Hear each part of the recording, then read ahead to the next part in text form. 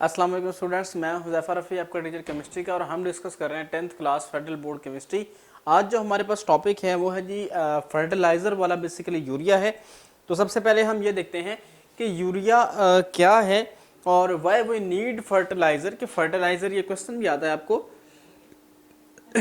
Why we need fertiliser. ठीक है, तो इसके बारे में आपने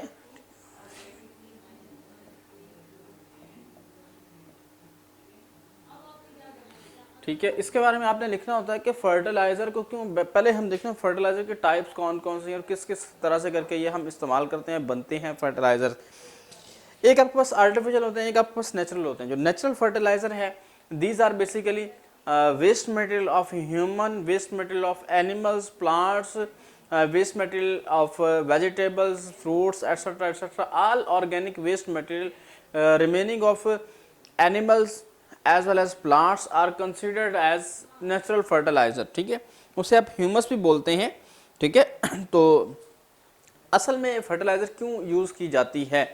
हम एक ज़मीन के ख़ास एरिया में ना स्पेसिफिक प्रोडक्शन शुरू कर देते हैं। क्रॉप्स कोई भी हमारे पास होती है, जिस तरह वीट है, गंदम लगाई, फिर हमने कॉटन लगा ली, फिर वीट, फिर कॉटन।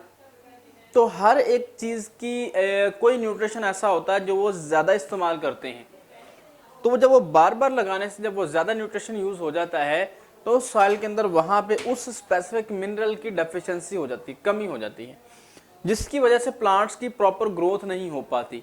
अब उनकी प्रॉपर ग्रोथ के लिए हमें आर्टिफिशियल या नेचुरल फर्टिलाइज़र उसमें ऐड करना पड़ता है। अगर तो हम अल्टरनेट लगाते जाएं ना, मतलब वीट लगा ली है, फिर कॉर्न है, फिर कॉटन है, फिर आपके पास शुगर केन है, फिर मस्टर्ड प्लांट है, डिफरेंट हम लगाते जाएं, तो फिर क्या होगा कि वो आपकी फूड प्रोडक्शन सही रहेगी। लेकिन हम एक कमर्शियली हम देखते हैं, तो इसकी वजह से फिर हमें आर्टिफिशियली फर्टिलाइज़र के इस्तेमाल की ज़रूरत पड़ती है, पेश आती है।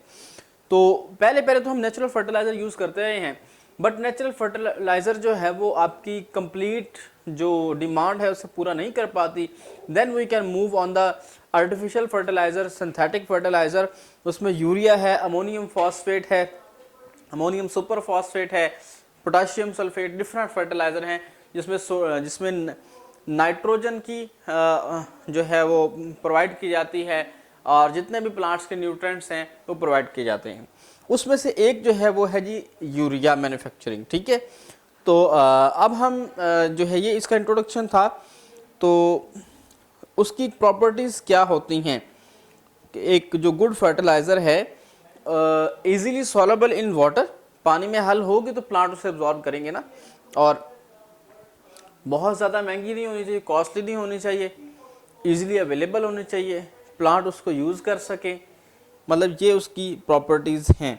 ठीक है, तो ये हमारे पास फर्टिलाइज़र उसका इंट्रोडक्शन था। तो नेक्स्ट लेक्चर में हम इंशाल्लाह यूरिया की मैन्युफैक्चरिंग डिस्कस करेंगे। तब तक के लिए इजाज़त दीजिएगा, अल्लाह हाफ़िज़।